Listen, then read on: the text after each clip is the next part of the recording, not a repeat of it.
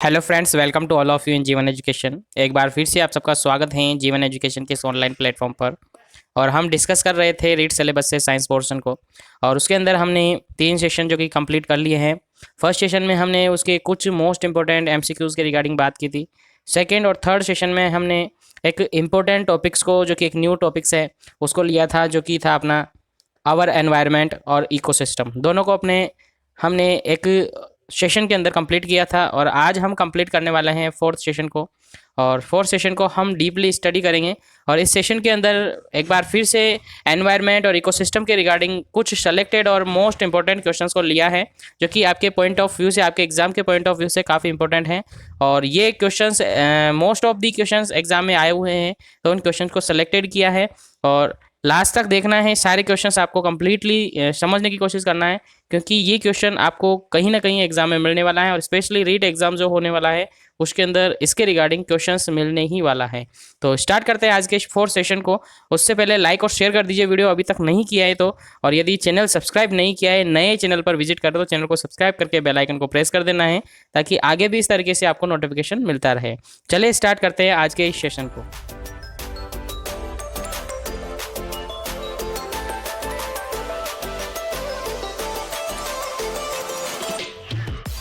तो फ्रेंड्स, आज डिस्कस करेंगे अपन मोस्ट ऑफ दी जो क्वेश्चंस लिए हैं वो हैं इकोसिस्टम से, यानी पारिस्थितिकी तंत्र और पारितंत्र से।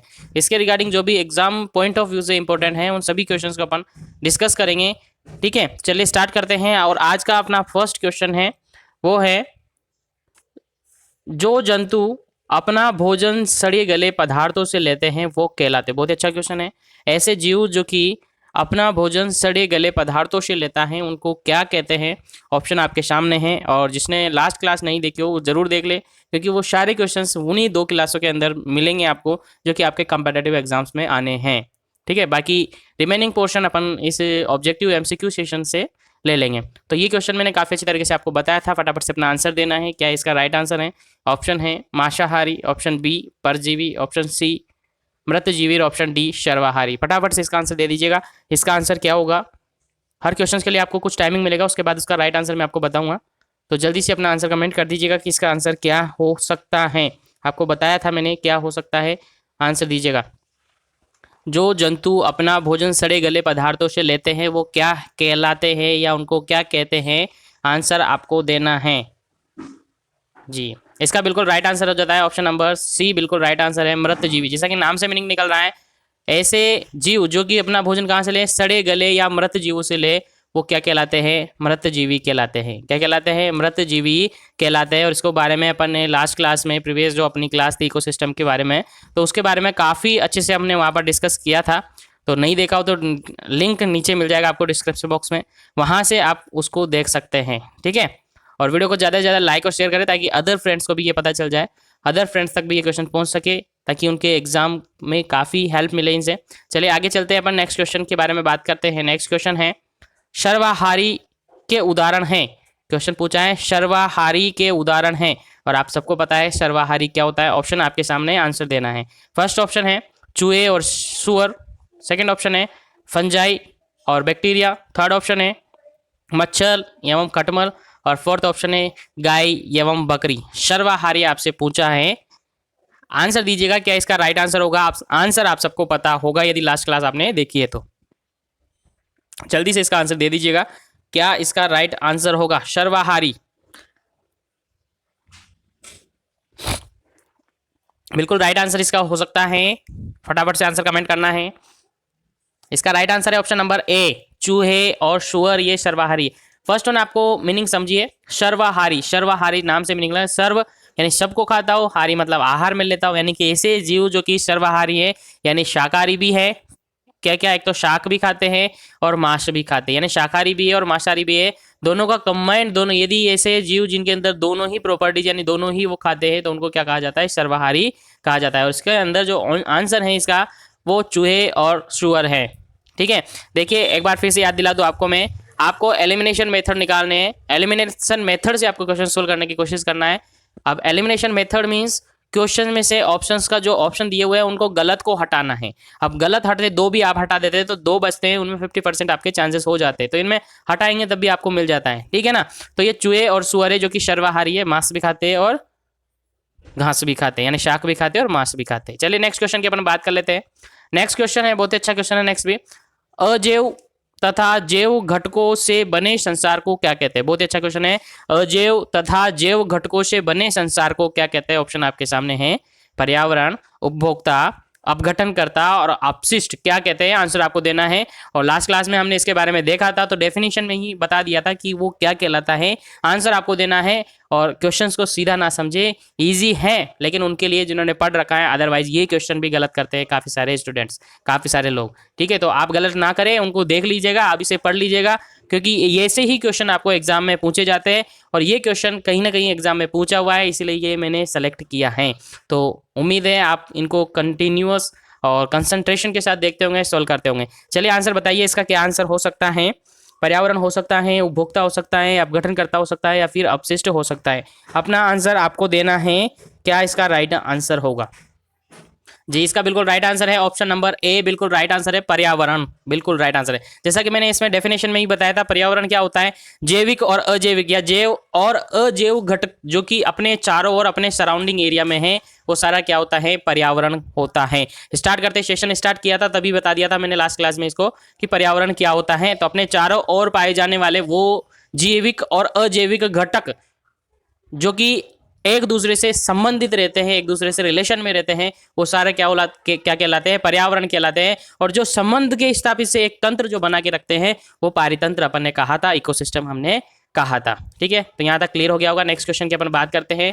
नेक्स्ट क्वेश्चन है, जैव अनिम्नीकरणीय पदार्थ की मात्रा का उत्तरोत्तर पोषी स्तर में वृद्धि को कहते हैं। अब ये क्वेश्चन थोड़ा सा आपको समझने की कोशिश करना है। जैव अनिम्नीकरणीय पदार्थों की मात्रा का उत्तरोत्तर पोषी स्तर में वृद्धि को क्या कहते हैं? ऑप्शन आपके सामने है, अपशिष्ट ऑप्शन बी है एंड सेकंड जैव आवर्धन, ऑप्शन थर्ड है आहार नाल, ऑप्शन फोर्थ है इनमें से कोई नहीं। आंसर आपको देना है, क्या इसका राइट आंसर होगा? फटाफट से बता दीजिए, फिर मैं समझाने की उसको कोशिश करूंगा आपको, ठीक है। तो फटाफट से पहले आप अपना आंसर लगा दीजिएगा। लास्ट क्लास में इसके बारे में अपन ने डिस्कस किया था क्या होते हैं ये, तो इसका आंसर आपको देना है, फटाफट से आंसर दीजिए।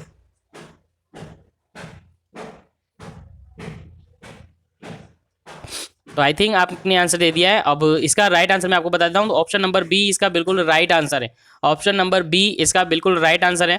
अब समझने की कोशिश करना। देखिए पहले बात आती है इसकी जैव अनिम्नीकरणीय, ठीक है। जैव अनिम्नीकरणीय की बात करते हैं अपन, तो देखिए दो मीनिंग होती है, एक तो जैव निम्नीकरणीय और दूसरा होता है जैव अनिम्नीकरणीय। निम्नीकरणीय से मतलब ये होता है ऐसे पदार्थ, ऐसे वस्तुएं, ऐसे आपके आइटम्स जो भी आपके पास होते हैं, यदि जैविक रूप से उनका निम्नीकरण हो जाए, मीन्स जैसे कि सपोज कि आप सब्जी के छिलके लीजिए, सब्जी के छिलके लीजिए, अब उनको अपन काम में लिया, सब्जी के छिलके छिले और उसको अपन फेंक देते हैं। तो फेंकने के बाद उस छिलके अपन ने कहीं जहां भी वो फेंके वहां पर उसमें क्या लग जाएंगे? सूक्ष्म जीव आ जाएंगे। उनमें सूक्ष्म जीव अगर उस अपशिष्ट की तरह से, वो अपशिष्ट है क्योंकि वो अपने फेंके तो अपशिष्ट है इसीलिए फेंके, तो उसको वो धीरे धीरे धीरे धीरे इसको खाने लगते हैं, अंदर अंदर खाने लगते हैं और इसको बिल्कुल मिट्टी बना देते हैं। तो ये ऐसे पदार्थ जो कि सूक्ष्म जीवों की क्रियाओं द्वारा नष्ट हो जाते हैं, वो जैव निम्नीकरणीय होते हैं। और जैव अनिम्नीकरणीय मतलब ऐसे पदार्थ जो कि सूक्ष्म जीवों की क्रिया से नष्ट नहीं होते हैं, जैसे कि सबसे अच्छा उदाहरण है पॉलीथीन, प्लास्टिक, रबर, ये नष्ट नहीं होते हैं, ठीक है। तो यहाँ पर दोनों मीनिंग समझ आ गया होगा आपको। अब क्वेश्चन पर चलते हैं अपन। तो क्वेश्चन कह रहा है कि जैव अनिम्नीकरणीय पदार्थों की मात्रा उत्तरोत्तर पोषी स्तर में वृद्धि को क्या कहते हैं?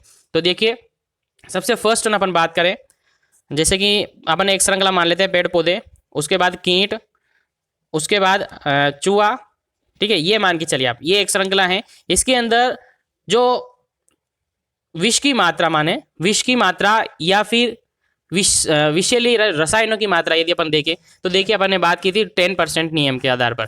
तो उसमें कहा था कि इससे लगभग कितना ऊर्जा इसको मिलती है? 10% ऊर्जा इसको मिलती है। इसका 10% इसको मिलती है, इसका 10% इसको मिलती है और इसका 10% इसको मिलती है। तो इस 10% में इसके पास जो विष बनता है, जो रासायनिक पदार्थ बनते हैं, उसका ही 10% आगे मिलता है।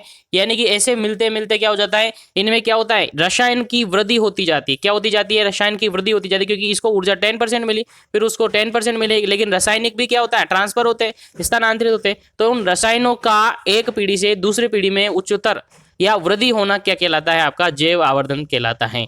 क्या कहलाता है, जैव आवर्धन। यानी कि विष की मात्रा पोषी स्तर से दूसरे पोषी स्तर में उत्तरोत्तर बढ़ती रहती है, तो उसको कहते हैं जैव आवर्धन। ठीक है, क्या कहते हैं, जैव आवर्धन या जैव संवर्धन भी कह सकते हैं। ठीक है, तो आई थिंक क्लियर हो गया होगा। विष की मात्रा बढ़ना, एक पोषी स्तर से दूसरे पोषी स्तर में यदि अपन जा रहे हैं, एक दो अपन एक सीरीज लिया अपन, जैसे कि सपोज एक श्रृंखला ली, यहाँ पर पेड़ पौधे हैं, जस्ट अ मिनट, ये पेड़ पौधे, फिर कीट, फिर चूहा, तो इनमें विष की मात्रा, रसायनों की मात्रा क्या होगी, बढ़ती रहेगी, कंटिन्यूअस आगे बढ़ती जाएगी। जितनी बड़ी श्रृंखला होगी उतनी ही ज्यादा विष की मात्रा उसमें बढ़ती है, और लास्ट में जाकर जो पोषी स्तर होगा, जो होगा, उसको सबसे ज्यादा विष यानी कि रासायनिक पदार्थ मिलेंगे, तो उसमें सबसे ज्यादा विष होने की संभावना है, और उसके सर्वाइवल रेट है, यानी जीवित रहने की संभावना भी कम होती है। जैसा कि ऊर्जा भी कम होती जाती है। देखिए 10% यहाँ से मैंने एक उदाहरण भी दिया था आपको, कि जैसे पौधों के पास 100% आया, तो उसका 10% यानी 10 नेक्स्ट में जाएगा, इसका 10% यानी 1 नेक्स्ट में जाएगा, इसका 10% यानी कि 0.1 एक में जाएगा। इस तरीके से जितनी श्रृंखला बढ़ती जाएगी, वैसे उनमें ऊर्जा की मात्रा क्या होती जाएगी, कम होती जाएगी, और रसायनों की मात्रा बढ़ती जाएगी। और रसायनों की मात्रा जो बढ़ती है कंटिन्यूअसली एक पोषी स्तर से दूसरी पोषी स्तर में, ठीक है, एक स्टेप से दूसरे स्टेप में, तो वो ही जैव आवर्धन कहलाता है। आई थिंक अब तो आपको क्लियर हो गया होगा। चलिए अपन बात करते हैं नेक्स्ट क्वेश्चन की, और नेक्स्ट क्वेश्चन आपके सामने है, देखिए नेक्स्ट क्वेश्चन है, निम्न में से कौन प्रकाश संश्लेषण की क्रिया द्वारा अपना भोजन बनाते हैं। बहुत ही अच्छा क्वेश्चन है, और काफ़ी कंपेटिटिव एग्जाम्स में ये पूछा हुआ है, तो ऑब्वियसली रीट में पहुंचने की संभावना इसकी ज़्यादा हो जाती है। तो क्वेश्चन है, निम्न में से कौन प्रकाश संश्लेषण क्रिया द्वारा भोजन बनाते हैं। अब देखिए डायरेक्ट आंसर, डायरेक्ट ऑप्शन नहीं दिए, अब कंफ्यूजन हो सकता है आपको, लेकिन मैंने आपको कंफ्यूजन लास्ट क्लास में ही क्लियर करवा दिया था, तो बार बार यही कह रहा हूँ, नहीं देखा हो तो वो देखना है, फिर एमसीक्यूज देखना है। ठीक है, वो देखना है, फिर आपके सारे एमसीक्यूज है क्लियर हो जाएंगे, लेकिन उसके लिए आपको थ्योरेटिकल पोर्शन देखना पड़ेगा। ठीक है, तो इस क्वेश्चन का आंसर आपको देना है पहले, उसके बाद मैं बताऊंगा। निम्न में से कौन प्रकाश संश्लेषण क्रिया द्वारा अपना भोजन बनाते हैं। ऑप्शन आपके सामने है, अपघटनकर्ता, ऑप्शन बी है उपभोक्ता, ऑप्शन सी है उत्पादक, और ऑप्शन डी है इनमें से कोई नहीं। क्या इसका राइट आंसर होगा, आंसर आपको देना है, फटाफट से दीजिए।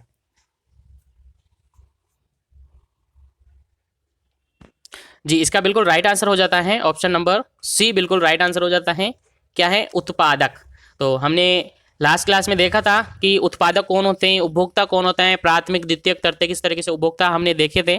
तो उत्पादक सबसे फर्स्ट वन होता है उत्पादक, फिर उसके बाद होता है उपभोक्ता, और उपभोक्ता में प्राथमिक उपभोक्ता, द्वितीयक उपभोक्ता, तृतीयक उपभोक्ता, फिर अपघटनकर्ता, इस तरीके से होते हैं। तो उत्पादक मीन्स नाम से मीनिंग निकल सकता है, नाम से मीनिंग निकल रहा है, उत्पादक मतलब उत्पादन करने वाले।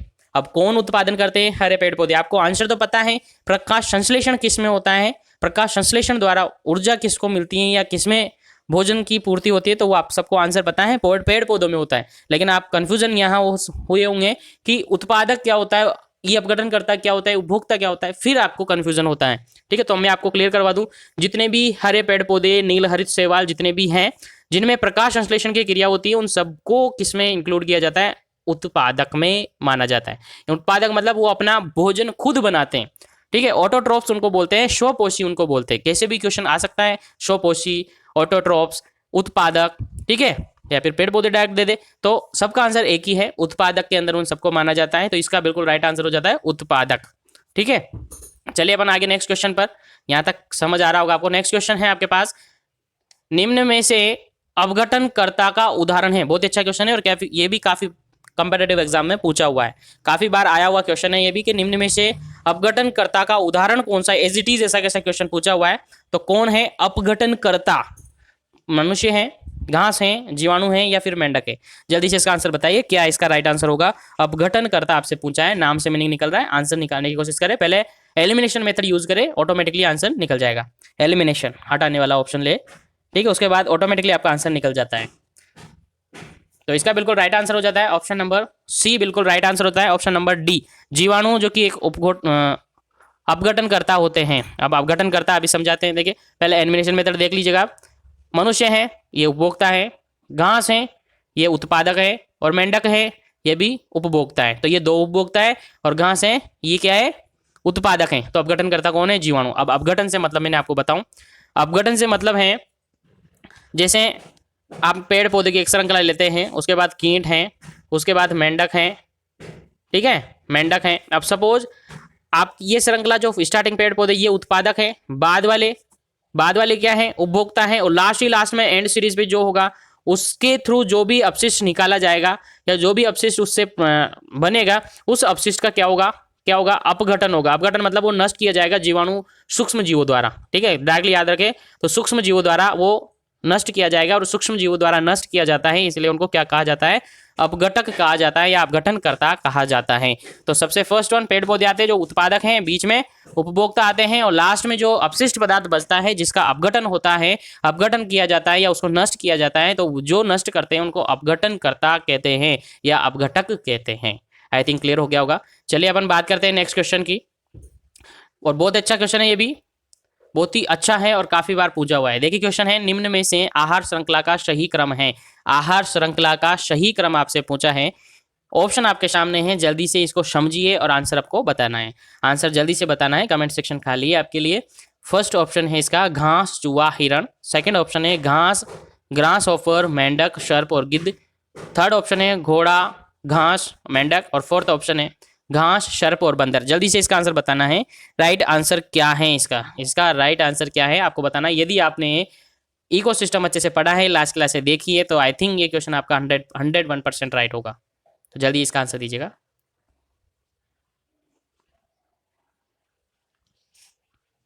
तो इसका बिल्कुल राइट आंसर हो जाता है option number B. Option number B इसका बिल्कुल राइट आंसर हो जाता है। काफी लोग तो ये सोचेंगे कि ये सबसे बड़ा है इसलिए राइट है। राइट समझने की कोशिश करना है।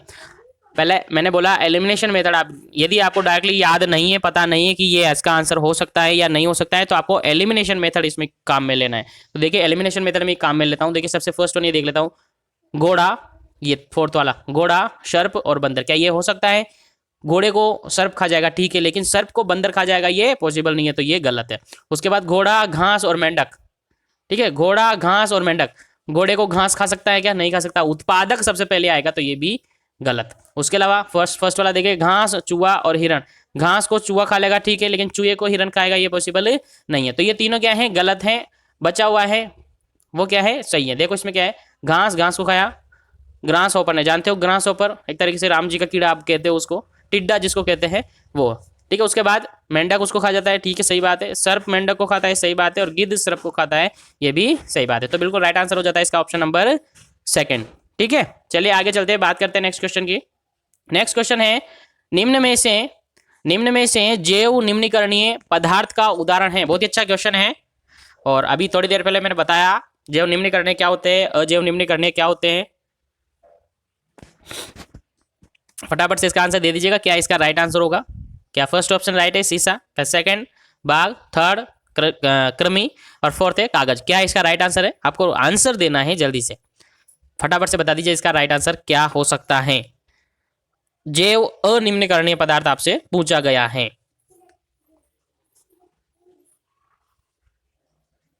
जी बिल्कुल राइट आंसर इसका है option number A. Option number A बिल्कुल राइट आंसर है इसका। जैव अनिम्नीकरणीय, नाम से मीनिंग निकल रहा है अनिम्नीकरणीय, यानी कि ऐसे पदार्थ जिनका निम्नीकरणीय नहीं किया जा सकता है, सूक्ष्म जीवों द्वारा अपघटन नहीं हो सकता है, उनको जैव अनिम्नीकरणीय कहेंगे। तो देख लीजिएगा, कागज जैव निम्नीकरणीय, कृमि भी जैव निम्नीकरणीय, बाघ भी जैव निम्नीकरणीय। शीशा जानते हो आप, शीशा यानी कांच मान के साले, तो उसका निम्नीकरणीय नहीं हो सकता है। मिट्टी के नीचे भी दब जाता है, तो काफी सालों बाद यदि वहां खुदाई होती है तो वैसा का वैसा ही निकलता है। तो शीशा इसका बिल्कुल राइट आंसर है, ठीक है। यहां तक आया समझ में? अब चलते हैं अपन नेक्स्ट क्वेश्चन पर। नेक्स्ट क्वेश्चन है, निम्न में से अजैव घटक हैं। बहुत अच्छा क्वेश्चन है, निम्न में से अजैव घटक हैं। बार बार कह रहा हूँ, लास्ट क्लास में नहीं देखे तो देख लेना है, क्योंकि काफी इंपॉर्टेंट क्वेश्चन है, जो कि मैंने थ्योरेटिकल आपको कवर करवा दिए, और यहाँ पर उनका प्रैक्टिकली आपको कुछ एमसीक्यूज लेकर आपको सोल्व करवाने की कोशिश कर रहा हूँ, ताकि आपको प्रीवियस जो देखा है आपने वो आपको याद आ जाए। तो देखिए, निम्न में से अजैव घटक हैं आपसे पूछा है, वो पूछा है आपसे कौन है। ऑप्शन ए है, ऑप्शन ए पौधे, ऑप्शन सेकंड है जंतुर, ऑप्शन थर्ड है वायु, ऑप्शन फोर्थ है इनमें से कोई नहीं। आंसर आपको देना है, क्या इसका राइट आंसर है, फटाफट से आंसर देना है। हाँ, तो बिल्कुल राइट आंसर इसका option number third. Option number third इसका बिल्कुल राइट आंसर है। देखिए मैं कह रहा था आपको बार बार एलिमिनेशन मेथड काम में लेना है। देखो पहले आप अजैव आपसे पूछा है, तो यदि आपको समझ नहीं आ रहा क्या इसका आंसर है तो पहले जैव वाले को हटा दिए। तो देखिए जंतु भी जैव है, पौधे भी जैव हैं, तो ये दोनों तो हट गए और इनमें से कोई नहीं है, ये भी मोस्ट ऑफ दी हट गया। वायु बची है तो वायु इसकी अजैव कारक है। स्टार्टिंग में कहा था मैंने, पर्यावरण की डेफिनेशन दी थी जब, जैविक और अजैविक के बारे में डिटेल से अपन ने देखा है। तो इसका राइट आंसर हो जाता है ऑप्शन नंबर 3। चलिए बात करते हैं अपन नेक्स्ट क्वेश्चन की। और नेक्स्ट क्वेश्चन है आपके सामने, ताप के कारण पौधों में होने वाली अनुक्रिया कहलाती है। ताप के कारण, ठीक है, यानी तापमान बढ़ रहा है, जैसे कि अभी गर्मी का टाइम हो जाता है, अभी सर्दी है, जैसे जैसे गर्मी बढ़ती जा रही है, जैसे जैसे ताप का प्रभाव पड़ता है पौधों पर, वो क्या कहलाता है? ऑप्शन आपके सामने आंसर देना है। आर्द्रताग्राही, तापकालिता, ऑप्शन 3 है वाष्पोत्सर्जनता, और इनमें से कोई नहीं। क्या इसका राइट आंसर होगा? फटाफट से 4 ऑप्शन आपके सामने है, आंसर आपको दे देना है फटाफट से, क्या इसका राइट आंसर होगा। देखिए नाम से पता चल जाता है, आपको नाम से ही पता चल रहा है, ताप के कारण पौधों पे अनुक्रिया। बिल्कुल राइट आंसर है आपका, बिल्कुल राइट आंसर है ऑप्शन नंबर 2 बिल्कुल राइट आंसर है। तापकालिता, ताप से मीनिंग निकल रहा है आपको डायरेक्टली, ताप टेम्परेचर से, तो ताप से तापकालिता। यदि प्रकाश की बात करें तो प्रकाश उस क्या होता है? प्रकाश संश्लेषण होता है। यदि उसकी बात नहीं रहती है तो फिर वाष्पोत्सर्जन, क्योंकि जैसे जैसे लाइट आती है टेम्परेचर भी बढ़ता जाता है, तो पौधों के अंदर वाष्पोत्सर्जन होता है। 2 क्रिया होती है, एक तो वाष्पोत्सर्जन होता है, एक वाष्पीकरण होता है। दोनों के बारे में आपने देखा होगा, एक तो वाष्पोत्सर्जन होता है, एक वाष्पीकरण होता है, तो मैं बता दूं आपको, वाष्पोत्सर्जन जो कि सजीवों के अंदर होता है और वाष्पीकरण जो कि निर्जीवों के अंदर होता है। ठीक है, याद है कि दोनों एक ही है वेपर फॉर्म में, वाष्प बन के जलवाष्प बन के पानी क्या होता है? ऊपर उड़ता जाता है। ठीक है, लेकिन यदि जंतुओं में हो रहा है, सजीवों में हो रहा है तो वाष्पोत्सर्जन है, और निर्जीवों में हो रहा है तो वाष्पीकरण है। ठीक है, अब चलते हैं नेक्स्ट क्वेश्चन पर, और आज का अपना लास्ट क्वेश्चन है ये, उसके बाद अपन रिमेनिंग क्वेश्चंस को कल डिस्कस करेंगे नेक्स्ट सेशन में। तो क्वेश्चन है आपके सामने, देखिए, जंतु समुदाय भोजन के लिए किस पर निर्भर करता है? तो आई थिंक आप सबको पता है, जंतु समुदाय यानी कि जंतु में हम भी एक जंतु है, ठीक है, मनुष्य भी एक जंतु है, तो वो किससे संबंधित है, किस पर निर्भर रहता है भोजन के रूप में? तो आंसर आपको देना है, फटाफट से ऑप्शन देख लीजिएगा। ऑप्शन 1 है मानवों पर, ऑप्शन 2 है सूर्य पर, ऑप्शन 3 है ए और बी, मतलब फर्स्ट एंड सेकंड दोनों, और ऑप्शन नंबर 4 है पौधों पर। आंसर दीजिएगा, क्या इसका राइट आंसर है? जी बिल्कुल, जल्दी जल्दी अपना आंसर देना है। बहुत ही अच्छा क्वेश्चन है और काफी अच्छी तरीके से आपको पता है। चलो आप खुद का एग्जांपल लेके समझ ले कि आप जंतु समुदाय, आप खुद एक जंतु है, तो आप किस पर डिपेंड है। जी बिल्कुल राइट आंसर आप दे रहे हो, राइट आंसर आप दे रहे हो। क्या राइट आंसर है? पौधे, बिल्कुल राइट आंसर है, क्योंकि आप सब पौधों पर निर्भर करते हैं। मनुष्य एक जंतु है जो कि पौधों पर निर्भर करता है सभी के लिए, भोजन के लिए। मोस्ट ऑफ दी जो कहाँ पर डिपेंड है, तो वो प्लांट्स पर डिपेंड है, पौधों पर निर्भर करता है। इसका बिल्कुल राइट आंसर हो जाता है नंबर 4। तो फ्रेंड्स, ये अपन ने डिस्कस किए कुछ एमसीक्यूज इकोसिस्टम और एनवायरनमेंट के रिगार्डिंग, और इन एमसीक्यूज से ये मान के चलना कुछ क्वेश्चंस आपको डायरेक्टली एग्जाम में मिलने वाले हैं, और इसके रिमेनिंग क्वेश्चंस को अपन नेक्स्ट सेशन में बात करेंगे, नेक्स्ट सेशन में डिस्कस करेंगे। आज के लिए इतना ही। वीडियो अच्छी लगी है, और यदि आपके फ्रेंड्स ने नहीं देखी है तो सबको शेयर करें, वीडियो को ज़्यादा से ज़्यादा लोगों तक शेयर करें, ताकि सबको इन क्वेश्चंस का बेनिफिट मिल सके। और यदि चैनल पर नए हैं, चैनल को सब्सक्राइब करके बेल आइकन को प्रेस कर ले, ताकि आगे भी आपको इस तरीके से लेटेस्ट अपडेट के साथ ही ऐसे इंपॉर्टेंट और महत्वपूर्ण विषय और टॉपिक्स आप तक पहुंच सके, जिससे आप इन सब के बारे में पढ़ सके। तो thank you very much for joining this video. Have a nice day. मिलते हैं अपन नेक्स्ट सेशन में बहुत ही जल्दी।